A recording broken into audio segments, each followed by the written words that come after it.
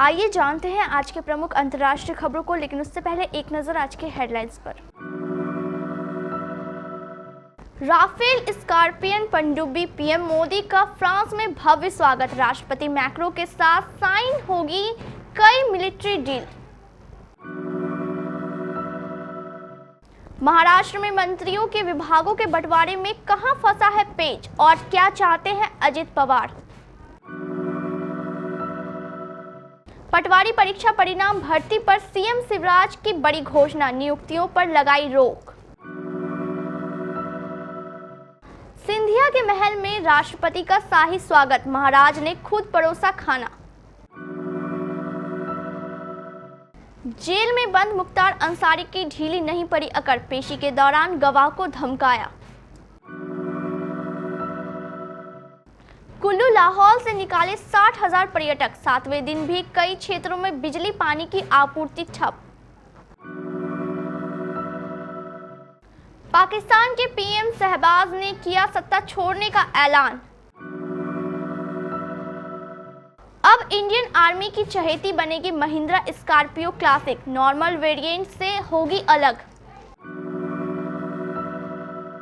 50 से 100 करोड़ लेने वाले खिलाड़ी कुमार ने OMG 2 के लिए चार्ज किए 35 करोड़ रुपए।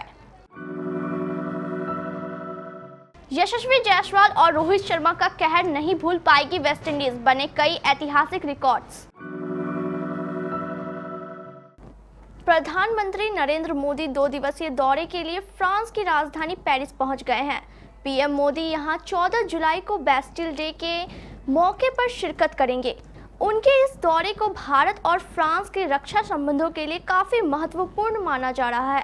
फ्रांस के राष्ट्रपति एमेनुएल मैक्रो पीएम मोदी का रेड कारपेट वेलकम करने के लिए बेकरार हैं। पीएम मोदी का फ्रांस दौरा अमेरिकी दौरे के बाद हो रहा है।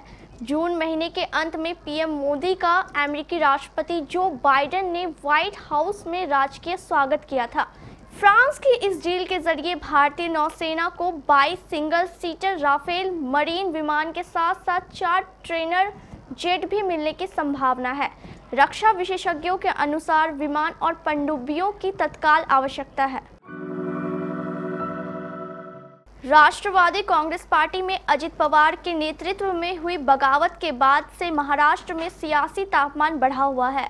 राज्य में विभागों के बंटवारे को लेकर गतिरोध जारी है। मुख्यमंत्री एकनाथ शिंदे और बीजेपी की सरकार में शामिल होने के बाद डिप्टी सीएम अजित पवार के साथ एनसीपी के 8 अन्य विधायकों ने शपथ ली, लेकिन अजित पवार सहित इन नए मंत्रियों को अब तक विभाग नहीं मिले हैं। विभागों के बंटवारे पर कई दौर की बैठक के बाद भी नतीजा नहीं निकला है।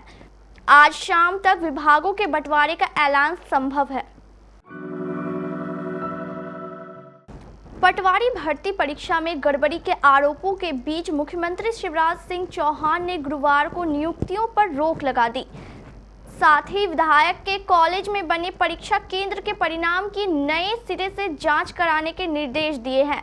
सारा विवाद भिंड से बसपा विधायक संजीव कुशवाहा के ग्वालियर स्थित NRI college of engineering and management में बने केंद्र के परिणाम को लेकर है। इसी केंद्र के 114 अभ्यर्थियों का चयन हुआ है। यही नहीं, परीक्षा में टॉप 10 अभ्यर्थियों में से 7 इसी केंद्र से परीक्षा देने वाले अभ्यर्थी हैं। इन्हीं 2 बातों पर परीक्षा में गड़बड़ी के आरोप लगाए जा रहे थे। इसके विरोध में गुरुवार को भोपाल, इंदौर सहित अन्य जिलों में युवाओं ने प्रदर्शन कर विरोध जताया। गुरुवार सुबह से राज्य सरकार के प्रवक्ता और गृह मंत्री डॉक्टर नरोत्तम मिश्रा गड़बड़ी से इनकार कर रहे थे, लेकिन शाम को मुख्यमंत्री ने संदेह वाले उक्त केंद्र परिणाम की जांच करवाने का निर्णय ले लिया। राष्ट्रपति द्रौपदी मुर्मू गुरुवार को एक दिन के दौरे पर ग्वालियर आई।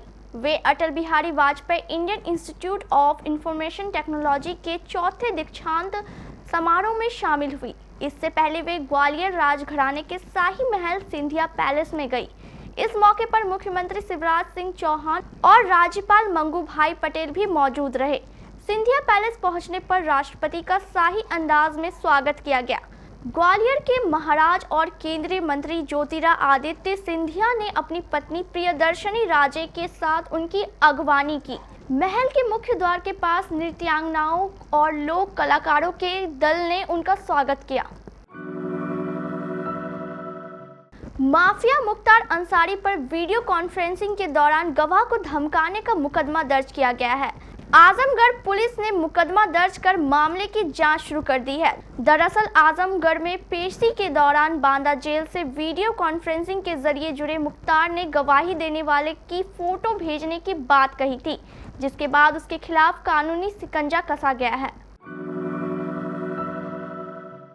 हिमाचल प्रदेश में भारी बारिश और बाढ़ के चलते कुल्लू मनाली और लाहौल स्पीति में फंसे 60,000 पर्यटकों को प्रशासन, पुलिस और बचाव दलों ने सुरक्षित निकाल लिया है। ये लोग सुरक्षित अपने घरों के लिए रवाना हो गए हैं। लगभग 10,000 सैलानी अभी भी फंसे हैं, जो लाहौल के साथ मनाली, मणिकर्ण, सैंज, तीर्थन घाटी में है। कुल्लू के कसोल से भी 10,000 पर्यटक निकाले गए हैं। प्रदेश के कई इलाकों में अभी भी बिजली, पानी और दूध की आपूर्ति नहीं हो पाई है। प्रदेश में 719 सड़कें अभी बंद है।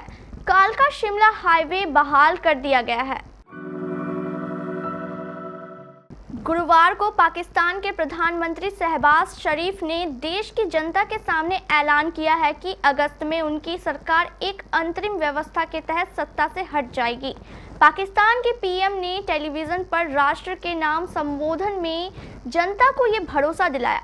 उन्होंने कहा कि इस दौरान सत्ता का हस्तांतरण बिना रुकावट के होगा और आगामी चुनावों का रास्ता खुलेगा। शरीफ ने इस बात पर जोर दिया कि उनकी सरकार ने पूर्व पीएम इमरान खान की तरफ से पेश की गई चुनौतियों का सफलतापूर्वक सामना किया है। इससे पाकिस्तान की प्रगति का रास्ता साफ हो सकेगा। महिंद्रा एंड महिंद्रा ने जानकारी देते हुए खुलासा किया है कि कंपनी को इंडियन आर्मी की तरफ से 1850 यूनिट की डिलीवरी देने के लिए ऑर्डर मिला है। इस बात को कंपनी के ऑफिशियल ट्विटर हैंडल से ट्वीट कर जानकारी दी गई है। आर्मी की तरफ से जो ऑर्डर दिया गया है वो स्कॉर्पियो क्लासिक के लिए है। सेना के लिए तैयार की गई स्कॉर्पियो क्लासिक की फोटो देखने से ही पता चल रहा है कि ये नॉर्मल स्कॉर्पियो से अलग है। ये सेना को और मजबूत करने का काम करेगी। सेना के लिए तैयार की गई स्कॉर्पियो को टाटा स्मार्ट GS 800 की तरह ही मैट कैमो ग्रीन कलर से पेंट किया गया है। इसके अलावा ये स्कॉर्पियो पुरानी ग्रिल और ऑयल व्हील के साथ अपने पुराने वर्जन की तरह ही दिख रही है। हाई फाई फीस चार्ज करने वाले एक्टर्स की लिस्ट में टॉप पर रहने वाले अक्षय कुमार ने लगातार फ्लॉप फिल्मों के चलते अपनी फीस घटा दी है। मीडिया रिपोर्ट्स की माने तो एक्टर ने अपनी फीस में बड़े पैमाने पर कटौती की है। हर फिल्म के लिए 50 से 100 करोड़ तक फीस लेने वाले अक्षय ने लगातार फ्लॉप फिल्में देने के कारण OMG 2 के लिए 35 करोड़ रुपए चार्ज किए हैं। वही खबरें हैं कि फिल्म के लीड एक्टर पंकज त्रिपाठी ने OMG 2 के लिए 5 करोड़ रुपए फीस ली है, जबकि एक्ट्रेस यामी गौतम ने अपने रोल के लिए 2 से 3 करोड़ रुपए लिए हैं। वेस्ट इंडीज के खिलाफ डोमिनिका टेस्ट मैच से इंटरनेशनल क्रिकेट में डेब्यू करने वाले युवा ओपनर यशस्वी जायसवाल ने बल्ले से कहर बरसाया है। उन्होंने अकेले ही शतकीय पारी खेलकर ऐतिहासिक रिकॉर्ड की झड़ी लगा दी। उनके साथ मिलकर कप्तान रोहित शर्मा ने भी कैरेबियन गेंदबाजों की जमकर क्लास लगाई और अपना ही शतक पूरा किया। यशस्वी जायसवाल विदेश में पहले ही टेस्ट में शतक बनाने वाले पहले भारतीय सलामी बल्लेबाज बन गए हैं। इसके अलावा भी उन्होंने इस टेस्ट में कई ऐसे कीर्तिमान बनाए जिससे वो अब क्रिकेट इतिहास के पन्नों में दर्ज हो गए हैं। अंतर्राष्ट्रीय खबरों के बाद स्थानीय खबरों को जानने के लिए चलेंगे प्राइम स्टूडियो।